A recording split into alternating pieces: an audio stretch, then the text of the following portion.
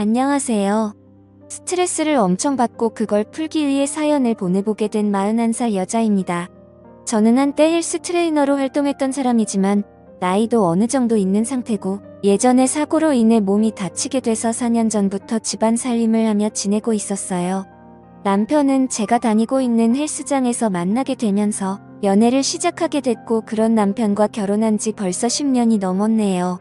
저와 남편은 운동하는 걸 좋아하기에 저는 헬스 트레이너 직업을 그만두고 나서도 무리하지 않는 선에서 남편과 같이 헬스를 하거나 아침 저녁으로 조깅하러 나가기도 해요. 유머 코드나 식성도 비슷해서 같이 사는 동안에 정말 행복했습니다. 그런데 우리 부부 결혼 생활에 걸림돌이 되었던 게 있다면 그건 도련님 때문이랍니다. 제가 교통사고를 당하는 바람에 재활치료를 받으면서 집에서 가정집으로 지낸 지 얼마 안 됐던 시점에 도련님이 저희 집에서 잠시 지낸다고 하시는 거예요. 일단 도련님은 제 남편과 14살 차이로 늦둥이라고 보시면 되는데요. 도련님이 군대 전역하고 다니던 지방대가 있는데 그 대학은 메리트가 없다며 편입 준비를 한다고 하기에 다시 서울로 오게 됐답니다. 도련님은 지방대에 다닐 때에는 기숙사에서 지냈지만 편입 준비를 하겠다고 다시 서울로 오게 됐을 당시에는 당연히 도련님에게는 돈이 없다고 볼 수 있잖아요.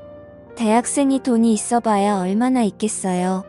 시부모님은 도련님이 20살이 되던 해에 돌아가시게 돼서 제 남편이 도련님 부모님 역할을 하고 있는 셈이랍니다. 그래서 도련님이 서울로 왔을 당시에 편입 준비하는 동안에만 우리 집에서 지내게 하자고 하더라고요. 보증금과 월세 마련해주는 것도 부담이고 보증금을 내준다고 해도 도련님이 몰래 보증금을 뺏었을 것 같은 느낌이 들기도 해서 결국 우리 부부 집에서 덜도 말고 딱 1년만 지내게 하기로 했어요. 평소 학교에 성실히 다니지 않아 보이던 도련님이었지만 편입 준비 정말 열심히 하더라고요. 저희 부부집 작은 방을 도련님이 지내실 수 있도록 준비를 해드렸는데 도련님 방을 몰래 들다 보면 항상 책상에 앉아서 공부를 하더라니까요. 원래 노는 걸 좋아하는 사람이었는데 말이에요. 그래서 저는 그런 어린 도련님이 기특해 출출하지 않게 중간중간 간식을 주고 가끔 머리 좀 식히라고 용돈을 주기도 합니다. 편입 준비하는 것만으로도 힘들 텐데 우리 부부에게 부담 주기 싫다고 주말마다 아르바이트를 하기도 하더라고요. 한동안 그렇게 잘 지내던 와중에 도련님이 좀 불편해지기 시작했어요. 일단 도련님께서는 정말 훈남이에요. 키는 183cm 정도 되고 남편은 운동을 즐기는 사람이라 그런지 남편 따라서 운동을 한 덕에 몸도 정말 근육형이에요. 잔근육이 많은 몸매라고 할 수 있죠. 군대 가기 전에 신검 받았을 당시 183cm 71kg이 나간다고 했으니 비율이 좋을 수밖에 없습니다. 게다가 얼굴도 시아버님의 닮은 덕에 솔직히 제 남편보다 잘생겼어요. 정말 훈남이라고 할 수 있는 그런 남자랍니다. 모자랄 게 전혀 없는 도련님이 저를 여자로 보는 느낌이 들더라고요. 일단 남편은 아침 일찍 출근해서 저녁 8시에서 9시가 되어야지만 퇴근하는 직장 생활을 하고 있어요. 그래서 낮에는 집에 저와 도련님 단둘이 있을 때가 많은데요. 집에 단둘이 밖에 없다고 해도 도련님은 공부한다고 방에서 거의 나오는 법이 없어서 가끔은 저 혼자 있는 기분이 들 때가 있기도 한데요. 그렇게 무난하게 지내고 있던 어느 날 제가 안방에서 옷을 갈아입겠다고 옷장을 열고 옷을 벗는데 그때 도련님이 안방문을 벌컥 열고 들어오는 거예요. 놀란 저는 서둘러 옷을 입고 도련님 노크 좀 하고 들어오세요 라고 약간 화를 냈습니다. 도련님은 미안하다고 사과를 하며 배고파서요 밥 잘해주세요 라고 하더군요. 처음에 이런 일이 있을 때는 실수구나 싶어서 그냥 넘어가게 됐는데 그 후로 계속 제가 옷만 갈아입을 때에 맞춰서 도련님이 제 방에 들어오는 느낌이 드는 거예요. 옷장 문을 열면 보통 끼익 소리가 나기도 하잖아요. 그 소리가 날 때마다 노크도 안 하고 들어오는 기분이랄까? 그리고 빨래 건조대에 걸려있는 제 속옷이 한두 개씩 꼭 없어지더라고요. 그것도 집에서 편히 입는 좀 허름한 속옷만 사라지더라고요. 내가 빨래하다가 한두 개씩 빠뜨리는 건가 싶었던 찰나에 도련님 방에도 빨래거리가 있을까봐 도련님 방에 조심스럽게 들어가게 됐는데요. 도련님이 제 속옷을 갖고서 이상한 짓을 하고 있는 거였어요. 놀란 저는 일단 도련님한테 들키기 전에 서둘러 방문을 닫았어요. 이제까지 제 속옷을 몰래 가졌던 범인이 바로 도련님이란 사실을 알고 나서 그 뒤로 도련님 얼굴을 제대로 보지 못하겠더라고요. 이걸 혼자만 알고 있어야 하는 건가? 며칠 동안 곰곰이 생각하고 있던 찰나 제가 혼자 운동하고 나서 낮에 샤워를 하고 있었어요. 이날은 도련님이 피곤하다며 낮잠을 자고 있을 때였죠. 열심히 샤워를 하고 있는데 뭔가 이상한 느낌이 들었습니다. 문틈이 살짝 열려 있는 것 같았습니다. 그래서 얼른 수건을 둘러싸고 문을 벌컥 열었습니다. 그러자 도련님은 제 행동에 놀라서 당황했는지 도망도 못 간 채 뒤로 나자빠져 있더군요.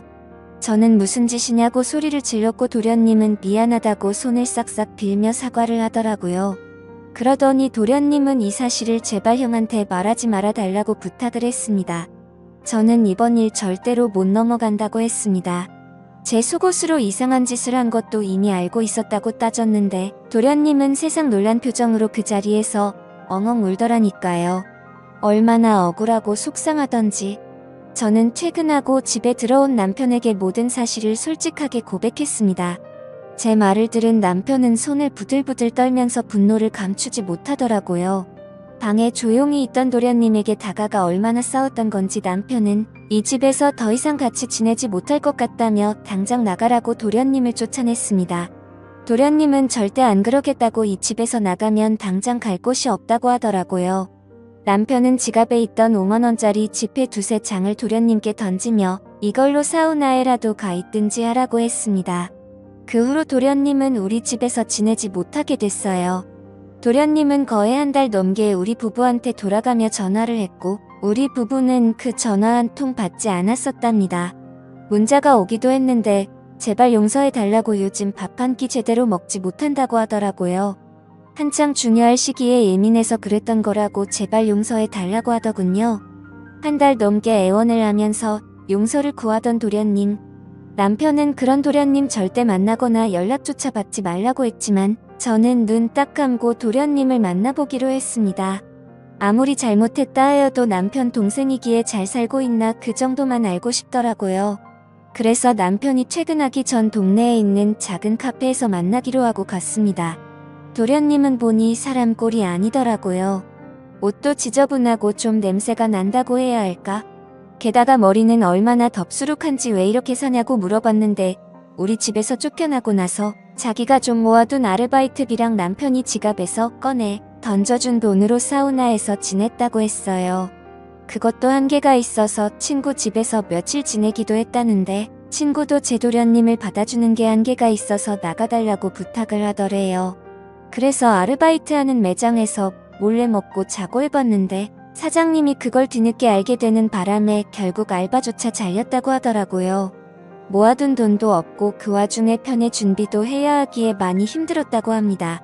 순간적으로 도련님이 안쓰럽긴 했지만 그래도 도련님이 잘못한 건 잘못한 거라 저는 그런 도련님 얼굴을 보고도 용서해주고 싶은 마음이 들지가 않더라고요. 그래서 저는 그런 도련님께 용서해주고 싶은 마음은 없지만 그래도 한때 가족이라 생각했던 사람이라 용돈은 조금 줄 수 있다고 했어요. 그렇게 저는 도련님께 50만 원을 주게 됐습니다. 제가 준 50만 원을 뚫어지게 바라본 도련님은 갑자기 뭐라도 결심한 표정으로 저를 바라보더라고요. 그리고서 저한테 한다는 말이 형수님 앞으로 저 볼 생각 없다고요? 하는 거예요. 그래서 저는 그렇다고 단호하게 말했습니다. 제 대답을 들은 도련님은 제가 준 50만 원을 저한테 다시 돌려준 뒤에 그럼 이 돈 필요 없고 저랑 딱 하룻밤만 같이 보내요. 라고 하는 거예요.